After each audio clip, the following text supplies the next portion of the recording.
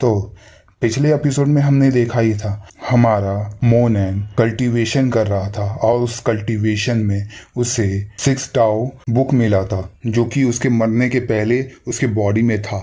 और इसके बाद देखते हैं कि क्या होता है।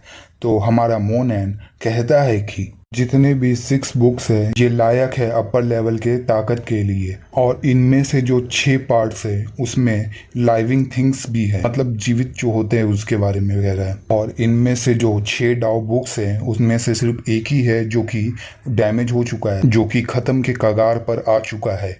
इसका क्या वजह हो सकता है कि ये डैमेज हो चुका है? क्या ये वजह हो सकता है कि मैं जो वापस से जिंदा हुआ हूँ इसलिए? ये तो पूरी तरीके से मिस्टीरियस हो चुका है, और कितना पार्ट तो ब्रोकन हो चुका है और कितना पार्ट जो कि है ना पीसेस में, टुकड़ों में बट चुका है, और कुछ जगह तो ऐसा हो गया है कि वो छितरा गया है, मतलब कि अलग अलग हो गया है। और फिर मोनैन मन में सोचता है कि ये जो मार्शल आर्ट है ये टॉप लेवल का है, इसलिए ये वजह हो सकता है कि ये बुक ने मुझे खुद से प्रोटेक्ट किया है, जिससे कि मैं वापस से जिंदा हो सका हूँ। और मुझे जल्द ही जो भी अलग हुआ हुआ पार्ट्स उसे वापस से फिक्स करना होगा, या बाद में या अभी, लेकिन मुझे करना होगा।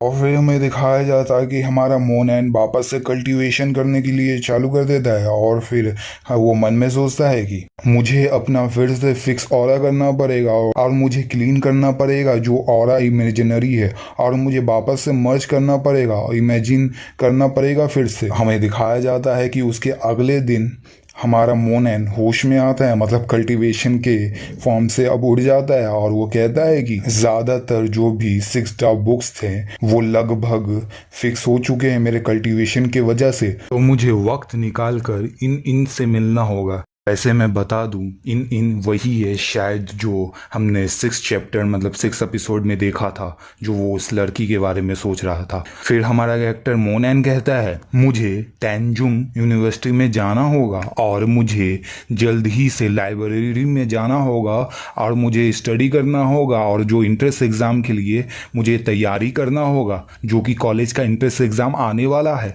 फिर हमें दिखाया जाता है किसी लड़की को वहां से आते हुए, और जो उस गाड़ी में कोई आदमी था गन तान कर कहता है कि वहां पे रुक जाओ नहीं तो मैं तुम्हें मार डालूंगा।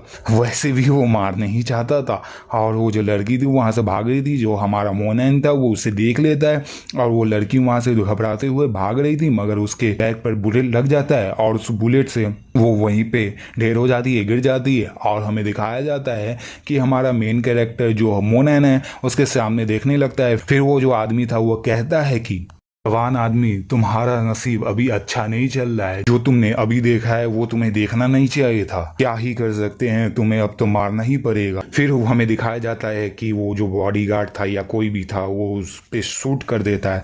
वैसे ही हमारा मेन कैरेक्टर उससे बचते हुए बच जाता है, और हमें दिखाया जाता है कि हमारा मेन कैरेक्टर जो मोनैन था वो एक पत्थर को उठा लेता है, और हमें दिखाया जाता है कि हमारा जो मोनैन था उस पे शूट कर देता है उस पत्थर से, और वो दिखाया जाता है कि उसे एकदम बुलेट की तरह उसके दिमाग पर लगता है, जिससे कि वो वहीं पे मर जाता है। फिर हमारा मेन कैरेक्टर मन में सोचता है कि ये मेरा नसीब था कि मैंने प्रैक्टिस किया था कल्टीवेशन पिछले नाइट को, अगर मैं कल्टीवेशन नहीं किया होता तो मैं जरूरी से यहाँ पे मर जाता।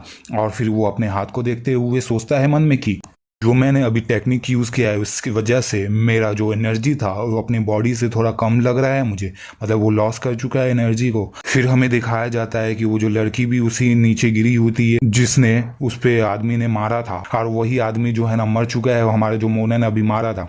और फिर हमें दिखाया जाता है कि लड़की जो है बहुत भयानक तरीके से डैमेज थी, और हमें दिखाया जाता है कि हमारा मोनैन उसे उठाते हुए मन में सोचता है कि जिस तरह का इसको इंजरी मिला है, चोट मिला है, हो सकता है ये मरने ही वाली होगी, और सही से मुझे ये भी नहीं पता कि आखिर इसके साथ हुआ क्या है। और फिर हमारा मोनैन का नज़र कहीं और ही चला जाता है, जो कि तुम देख ही सकते हो। और फिर जो लड़की थी वो कहती है कि मेरी मदद करो, और फिर हमारा मोनैन शर्माते हुए कहता है कि तुम्हारा मतलब क्या है मदद करने से? वैसे मैंने तुम्हारा पहले ही मदद कर चुका हूँ, और तुम्हारा घाव को देखकर लगता है कि तुम्हारे जो चेस्ट के अंदर ब्लड अब बिल्कुल ही नहीं है। चलो मुझे अब तुम्हारे बैग के द्वारा चेक करने दो, जिससे कि मैं जान सकूँ कि तुम्हारे अंदर ब्लड है कि नहीं है। फिर हमारा मोनैन चेक करने की पोजीशन में तो जाता है, और फिर मन में सोचता है कि जिस तरीके से मुझे ऐसा लगता है कि जो बुलेट है उसके अंदर बहुत गहरी तरीके से गया होगा। मैं बस यही कर सकता हूँ कि अपने एनर्जी से उस बुलेट को बाहर निकालने का। और फिर वो अपना कोई टेक्निक यूज़ करता है जो कि हेवनली हार्ट था। और अब मैं ये नहीं बता सकता कि वो किस तरीके से उस टेक्निक को यूज़ कर रहा था, तुम देख ही सकते हो। और फिर हमें दिखाया जाता है कि वो बुलेट उसके बॉडी से, मतलब जो पीछे से था, वो निकल जाता है। और फिर हमारा मेन कैरेक्टर जो मोनन था वो कहता है कि मैंने तुम्हारे बॉडी से वो बुलेट था उसे निकाल दिया, और साथ ही मैंने तुम्हारे जो ब्लड ब्लीडिंग हो रहा था, ब्लड जो बाहर निकल रहा था, उसे भी मैं रोक चुका हूँ। तो वो लड़की थोड़े रोते हुए देख रही थी उसे, और वो मोनन हमारा वहाँ से निकलते हुए कह रहा था, मैं यहाँ से जा रहा हूँ और जल्द ही तुम हिलने डुलने लगोगी फिर से। और फिर हमें दिखाया जाता है कि वो लड़की वापस से उड़ जाती है और उसे देखने लगती है। और फिर वो कहती है कि ये तो बहुत ही अलग आदमी था, और वो कहती है कि वो मेरा एडवांटेज लेने की कोशिश की और इसका नाम शायद शू ल्यूशा है। लेकिन वो लड़की कहती है कि मैं ऐसे ही उसे जाने नहीं दे सकती हूँ। और फिर सीन शिफ्ट होता है। फिर हमारा मेन कैरेक्टर लाइब्रेरी में था और वो कह रहा था, ये जो लाइब्रेरी है मुझे रिमाइंड कर रहा है जो मैं पास्ट में मरा था। मेरे पास कोई आलस करने का वक्त नहीं है, मुझे जल्द ही ताकतवर होना होगा और जल्द ही मुझे उनसे रिवेंज लेना होगा जिन्होंने मुझे मारने की कोशिश किया था। ये इतना भी देर नहीं है कि मैं अपना रिवेंज ना ले सकूं। पहले तो मुझे ज़रूरत है कि मैं बुक को रीड कर लूँ और नॉलेज को पा लूँ पहले, जिससे कि मैं स्ट्रांग बन सकूं। और फिर हमें दिखाया जाता है कि अचानक से उसके पास एक बुक आता है और वो कहता है, मैंने इस बुक से सभी नॉलेज को अपने ब्रेन में, दिमाग में अब्जॉर्ब कर चुका हूँ। और फिर मन में सोचता है कि ये जो बुक का कंटेंट्स है ये बहुत ही हेवनली स्क्रिप्ट ऑरा है और ये इनक्रेडिबल है। और हमें दिखाया जाता है कि हमारा मेन कैरेक्टर मोनन थोड़ा अजीब सा ताकत इस्तेमाल, पावर इस्तेमाल करता है और मन में सोचता है कि ये तो अच्छी बात है कि मुझे इस पर ज़्यादा वक्त वेस्ट करने की ज़रूरत नहीं है। फिर हमें दिखाया जाता है पीछे कोई औरत को, मतलब औरत या लड़की कोई भी कह लो यार, और वो कहती है कि नैम तुम यहाँ क्या कर रहे हो। फिर वो हमारा मोनन पीछे पलट कर देखता है तो वो कहता है टेंस मदर। अब टेंस मदर कौन है अब तुम्हें आगे पता चल जाएगा। तो वो हंसते हुए कहती है कि अभी हम क्लास में नहीं हैं, तो जैसा कि मैं तुम्हारी मदर की फ्रेंड हूँ तो तुम मुझे आंट कह सकते हो। और कहती है कि तुम अकेले यहाँ क्या कर रहे हो, जियान यू तुम्हारे साथ क्यों नहीं है। तो हमारा मोनन कहता है मेरे साथ, आखिर वो मेरे साथ क्यों रहेगी। तो जो टेंस मदर, तो वो कहती है कि ये लड़की सच में मुझसे झूठ कह रही थी। उसने कहा था कि वो तुम्हारे साथ है, लेकिन वो तो तुम्हारे साथ है ही नहीं। ये सच में बहुत ही खराब होता जा रहा है। मैं उसे जल्द ही वापस अब बुलाऊंगी। तो हमारा मोनन कहता है आंटी क्या आप लाइब्रेरी से जा रही हैं लिन यूंगटोंग को ढूंढने के लिए। तो वो आंटी जो थी वो कहती है कि नहीं, बिल्कुल ही नहीं, तुमने कैसे सोच लिया, मैं तो तुम्हारी यहाँ पे मदद करने वाली हूँ जो पहले एग्जाम होने वाला है एंट्रेंस एग्जाम के लिए। मैं तो हॉलीडे का एडवांटेज उठाना चाहती हूँ जिससे कि तुम उस बुक को ढूंढ सको, जिससे कि तुम्हारा मदद हो सके इस सब से निकलने में। मैं अभी के लिए छुट्टी लूंगी जिससे कि मैं तुम्हारी मदद कर सकूँ उस बुक को ढूंढने के लिए जो तुम्हारे स्टडी के लिए जरूरत है। हमारा मोनन खुश होते हुए कहता है क्या मैं 6 एलिमेंट और 12 एलिमेंट और सेकंड एलिमेंट का बुक ले सकता हूँ। उन बुक में बहुत ही मीनिंगफुल, बहुत ही काम का एक्टिविटीज है मेरे स्टडी के लिए। तो वो जो आंटी थी वो कहती है कि तुम कोई भी बुक ले सकते हो जो तुम्हारी जरूरत है, तुम्हें दिल से मेमोराइज करने की जरूरत है जो पहले एग्जाम में आने वाला है, और तुम्हें जरूरत है गुड ग्रेड्स की इस वक्त, क्योंकि मैं चाहती हूँ कि तुम्हारी मॉम खुश हो सके इस वजह से, और मैं चाहती हूँ कि मैं तुम्हारी मॉम को खुश करवा सकूँ इस वजह से। और फिर वो कोई बुक उठाकर कहती है कि पढ़ने के बाद तुम ज़रूर ही मेरे घर पर आना, फिर मैं तुम्हें कुछ अच्छे खाने और साथ ही न्यूट्रिशन तुम्हें प्रोवाइड, मतलब तुम्हें दूंगी, मतलब खाने के लिए दूंगी।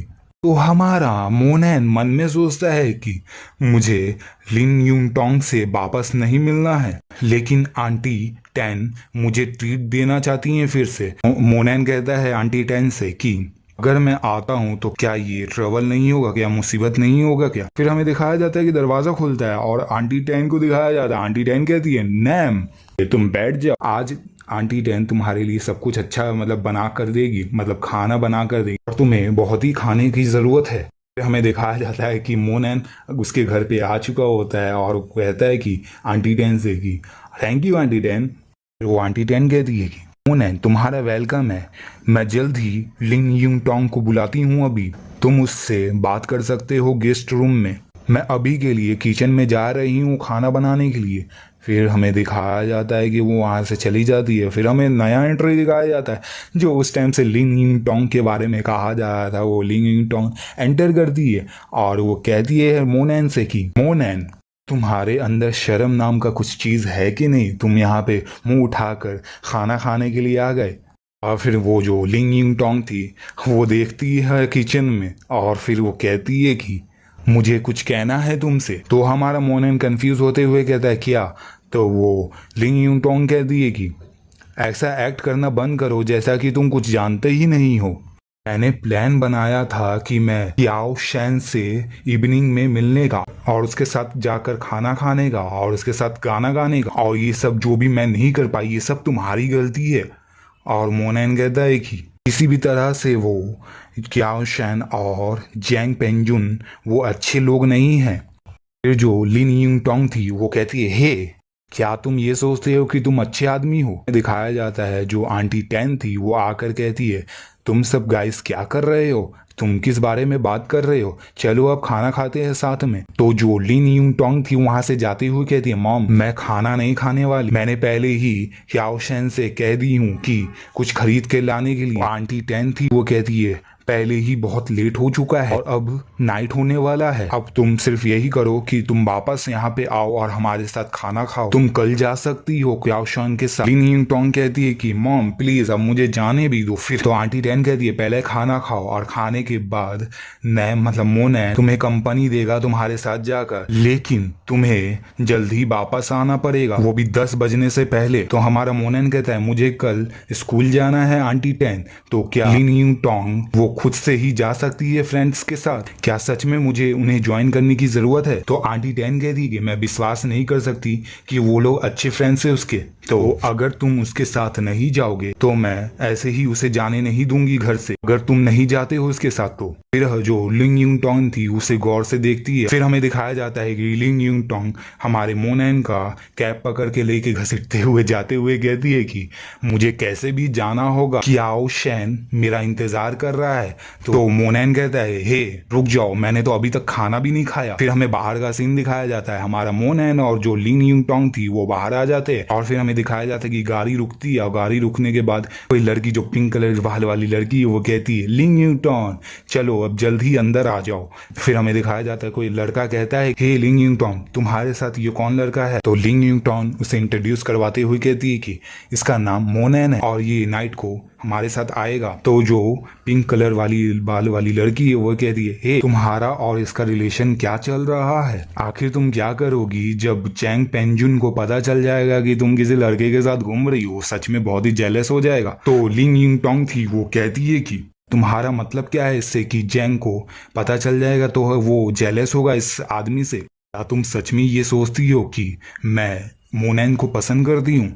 और वो कह दिए कि अगर सच में जैंग इससे जेलस होगा और पूछेगा इसके बारे में मोनैन के बारे में, फिर मुझे क्या ही जरूरत है करने की और मुझे एक्सप्लेन करना पड़ेगा फिर से इसके बारे में। फिर कोई लड़का कहता है कि जैंग को तुमसे एक्सप्लेनेशन चाहने की कोई जरूरत ही नहीं है क्योंकि तुम पहले ही से इतनी ब्यूटीफुल वुमेन हो। और एक दूसरी तरीके से जो तुम्हारे साथ ये जो गाय है, ये जो लड़का है, वो अच्छा दिखता भी नहीं है तुम्हारे लिए। और फिर वही आदमी कहता है कि जो सामने बैठा हुआ था उससे कि हे अब तुम रुक जाओ यार, बहुत ही अपने फोन में खेल लिए हो तो अब देख भी लो इधर। फिर जो मोबाइल में वो लड़का खेल रहा था वो कहता है लिंग यूंग टोंग ये तो वही है जो तुम्हारे साथ है, वो तो बहुत ही पुअर है, बहुत ही गरीब लड़का है, ये तो हमेशा ही गरीब रहेगा। फिर लिंग यूंग टोंग कहती है हे अब चुप हो जाओ, अगर तुम इसे मेरे साथ आने नहीं देना चाहते हो तो फिर मैं तुम्हारे साथ नहीं आ सकती। तो फिर वो कोई आदमी कहता है उसमें से कि ठीक है ये काफी है, अगर हम इसे फिर से कंटिन्यू करेंगे इस तरह से तो हम उसे रुला देंगे। हमारा मोनैन मन में सोचता है कि तुम्हारा मतलब है कि मैं रोऊंगा? अगर मैं आंटी टैन का फेस नहीं देखता, ऐसा शक्ल नहीं देखता ना, तो मैं तुम्हें सच में यहीं पे तुम्हें बहुत ही गंदे तरीके से मारता और तुम्हें रुला देता। जैसे बच्चे लोग रोते हैं वैसे ही तुम्हें रुला देता। तुम सच में ये नहीं जानते हो कि तुम किससे डील करने की कोशिश कर रहे हो। फिर हमारा एपिसोड यहीं पे खत्म होता है। तो वीडियो को लाइक और शेयर और सब्सक्राइब कर दो।